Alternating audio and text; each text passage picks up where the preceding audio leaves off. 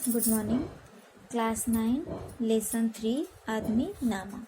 Poetry section का ये lesson 3 है। तो ये कविता आदमी नामा, ये आदमी नामा कविता में मानव के विविध रूपों पर प्रकाश डाला गया है। कवि के अनुसार आदमी में अनेक संभावनाएं छिपी होती हैं। हर एक परिस्थिति के अनुसार उसमें बदलाव आते हैं। हर एक सिचुएशन के अनुसार वो अपने आप को बदल लेता है। जब उसके पास खाने को नहीं होता है, तो ऐसा सिचुएशन में वो चोरी करने पर भी मजबूर हो जाता है। तो उन्हीं सारे जो उनकी विभिन्न जो रूप हैं, उन रूपों के बारे में इस कविता में पढ़ेंगे। तो पहला पैराग्राफ है, दुनिया में बादशाह है सो है वह भी आदमी, और मुफलिस ओ गदा है सो है वो भी आदमी। जरदार बेनवा है सो है वो भी आदमी, नियमत जो खा रहा है सो है वो भी आदमी, टुकड़े चबा रहा है सो है वो भी आदमी। तो पहले हम पहला पैराग्राफ देखेंगे। तो पहले पैराग्राफ में कुछ कठिन शब्द जैसे दिए गए हैं, जैसे कुछ ये अरबी वर्ड है, कुछ मुस्लिम वर्ड है, जैसे मुफलिस का अर्थ होता है गरीब। गदा का अर्थ होता है भिखारी। जरदार का मतलब होता है धनवान, दौलतमंद जो होते हैं। उसके बाद है बेनवा का मतलब होता है कमजोर।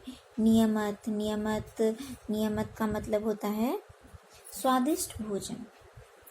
तो इस कविता में कवि बोल रहे हैं कि आदमी के भिन्न रूपों पर प्रकाश डालते हुए कहते हैं कि इस दुनिया में तरह तरह के आदमी हैं। जो लोगों का बादशाह बना बैठा है वह भी आदमी है, उसके पास दुनिया भर की दौलत और अधिकार है। दूसरी ओर जो बिल्कुल गरीब, दीनहीन, भिखारी, फकीर है वो भी आदमी है। जिसके पास बहुत दौलत है वो भी आदमी है। जो बिल्कुल कमजोर है वो भी आदमी है। जो स्वादिष्ट भोजन खा रहा है वह भी आदमी है, और जिसे सूखी रोटी के टुकड़े चबाने को मिल रहे हैं वो भी आदमी है। आशय यह है कि आदमी के रंग रूप अनेक हैं, लेकिन आदमी वही आदमी है। कोई एक आदमी बादशाह बना बैठा है तो कोई भिखारी है। किसी के पास खाने के लिए रोटी नहीं है तो कोई एक स्वादिष्ट भोजन कर रहा है।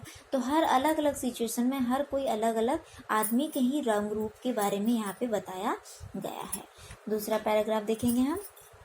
मस्जिद भी आदमी ने बनाई है या मियाँ बनते हैं, आदमी ही इमाम और खुतबा पढ़ते हैं, आदमी ही कुरान और नमाज या आदमी ही उनकी चुराते हैं जूतियाँ, जो उनको ताड़ता है सो है वो भी आदमी। तो इसमें हम देखेंगे इमाम का मतलब होता है नमाज पढ़ने वाले जो धार्मिक मुसलमान होते हैं उनको इमाम बोलते हैं। खुद बाख्वा का मतलब होता है कुरान शरीफ का अर्थ बताने वाले को बोला जाता है।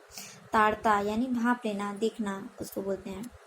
तो इसमें उसी तरह मनुष्य के अंदर अलग अलग रंग रूपों का स्वभाव का चित्रण करते हुए कहते हैं कि इस दुनिया में आकर जिसने मस्जिद बनाई है वो भी आदमी है।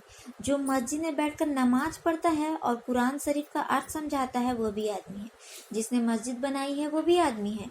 मस्जिद में बैठकर जो नमाज पढ़ता है, जो कुरान शरीफ में जो लिखा है उसका अर्थ लोगों को समझाता है वो भी आदमी है। जो सामान्य मुसलमान उन इमामों से कुरान का अर्थ सुनते हैं और नमाज पढ़ते हैं वे भी आदमी है। अर्थात जो पढ़ रहा है, पढ़कर समझा रहा है वो भी आदमी है। जो वहाँ बैठा है, बैठकर जो सुन रहा है, जो समझ रहा है वो भी आदमी है। इन सब के विपरीत जो दुष्ट मस्जिद में आकर इमामों या जो भी वहाँ पे लोग जाते हैं पढ़ने के लिए, नमाज पढ़ने के लिए जाते हैं, जो उनकी जूतियाँ चुरा लेता है वो भी एक आदमी है। जो लोग ऐसे चोरों पर नजर रखते हैं वे भी आदमी। कुछ लोग ऐसे होते हैं जो कि नजर रखते हैं कि कोई जूते चुरा के ना ले जाए, वो भी आदमी है। आशय यह है कि यद्यपि संसार में भिन्न प्रकार के परस्पर विरोधी काम करने वाले लोग हैं, परंतु वे सब आदमी ही हैं भिन्न रूप में। मनुष्य में कुछ भी बनने की संभावनाएं हैं। तो मनुष्य अपनी परिस्थितियों के अनुसार ही अपना कार्य चुनता है और उसमें कुछ भी बनने की संभावनाएं हमेशा सुनिश्चित रहती हैं। तीसरा पैराग्राफ अगर देखें, या आदमी पे जान को वारे है आदमी, और आदमी पे तेग को मारे है आदमी। पगड़ी भी आदमी की उतारे है आदमी, चिल्ला के आदमी को पुकारे है आदमी, और सुन के दौड़ता है सो है वो भी आदमी। वारे का मतलब न्यौछावर करना, तेग का मतलब होता है तलवार। तो इसमें बोल रहे हैं कि यूँ तो आदमी दूसरे आदमी पर अपनी जान भी न्यौछावर कर देता है। कभी कभी दूसरे आदमी का संहार करने के लिए भी तलवार उठा लेता है। कभी हम किसी अपने मित्र या फिर अपने सगे संबंधी के लिए अपने जान देने को भी तैयार हो जाते हैं। कभी अपने मित्र सगे संबंधी के जान लेने को तैयार भी हो जाते हैं, अर्थात तलवार भी निकाल लेते हैं। हैरानी की बात देखिए, समय पड़ने पर दूसरे आदमी की इज्जत को रौंदने वाला भी आदमी है और आवश्यकता पड़ने पर अपनी सुरक्षा के लिए दूसरों को चिल्ला चिल्ला कर पुकारने वाला भी आदमी है।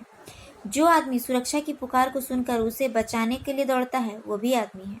आशय यह है कि आदमी के भिन्न भिन्न रूप हैं, उनकी बदलती हुई परिस्थितियां उन्हें भिन्न भूमिकाओं में लाकर खड़ा कर देती हैं। किसी के लिए हम जान देने के लिए कभी तैयार हैं, किसी के लिए कभी जान लेने को भी तैयार हैं। कभी हम मुसीबत में पड़ते हैं तो लोगों को चिल्ला कर बुलाते हैं, कभी किसी की सहायता के लिए चले जाते हैं। तो भिन्न भिन्न परिस्थितियों में आदमियों के रूप अलग अलग दिखाए गए हैं। लास्ट पैराग्राफ देखेंगे हम। अशराफ और कमीने से ले शाह वजीर, ये आदमी ही करते हैं सब काले दिल पंजीर। या आदमी मुरीद है और आदमी ही पीर, अच्छा भी आदमी ही कहता है ए नज़ीर। और सब में जो बुरा है सो है वो भी आदमी। अफसास यानी शरीफ लोग, जो लोग शरीफ होते हैं उनके लिए ये वर्ड यूज़ किया गया है असफाफ। कमीना मतलब बुरे लोगों के लिए ये वर्ड यूज़ किया गया है कमीना। शाह का मतलब होता है राजा, सम्राट। वजीर का मतलब होता है मंत्री।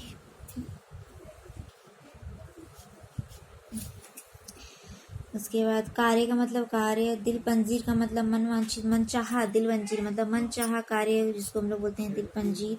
और मुरीद का मतलब होता है शिष्य, और पीर का मतलब होता है धार्मिक गुरु। तो भले मनुष्य से लेकर कमीने इंसानों तक, बादशाह से लेकर मंत्रियों तक, सब मनमाने काम करने वाले लोग आदमी ही हैं। जो अपने मन से, जो अपनी इच्छा के अनुसार सारे कार्य कर पाते हैं, सब आदमी ही हैं। चाहे वह भले आदमी की भूमिका हो, चाहे कमीने आदमी की, चाहे बादशाह की भूमिका हो, चाहे मंत्री की, सबको करने वाला कौन है? आदमी ही है। इस दुनिया में पीर पैगंबर कहलाने वाला भी आदमी है और उनका शिष्य भी आदमी है। अच्छे काम करने वाला अच्छा कहलाने वाला भी आदमी है, बुरा काम करने वाला बुरा कहलाने वाला भी आदमी है। कहने का अर्थ या ऐसे बोला जाए कि जो अपने मन की इच्छा, जो बादशाह है, मंत्री अपने मन की इच्छा के सारे कार्य कर पाते हैं, वो भी आदमी है। जो अच्छे लोग जो अच्छा कार्य करते हैं वो भी अच्छे आदमी हैं। जो बुरे लोग हैं, बुरा कार्य करते हैं, वो भी आदमी है, लेकिन वो बुरे आदमी है। हर क्षेत्र में, हर वाक्य में यहाँ यही बताया गया है कि जो कुछ भी कर रहा है सब कौन है? आदमी है। पीर पैगंबर जो कि अच्छे अच्छे उपदेश देने वाले हैं वो भी आदमी हैं, जो उनका उपदेश सुनने वाले हैं वो भी आदमी है। तो इसमें जो भी मैंने पोएम जो भी समझाया उसके बेस करके यहाँ पे क्वेश्चन आंसर है, जो कि आराम से आप कर सकते हैं। और आज से स्पष्ट कीजिए, जो मैंने समझाया उसको देख के आज से स्पष्ट कर सकते हैं। और व्यंग भी स्पष्ट करना है तो क्वेश्चन नंबर 1, 2, 3 आप कॉपी में कंप्लीट कर लें। और ये मुहावरों का प्रयोग करना 5 नंबर, ये भी आ जाएगा, बहुत ईजी है। ये कॉपी में कंप्लीट करके कॉपी सबमिट कर दें। Thank you.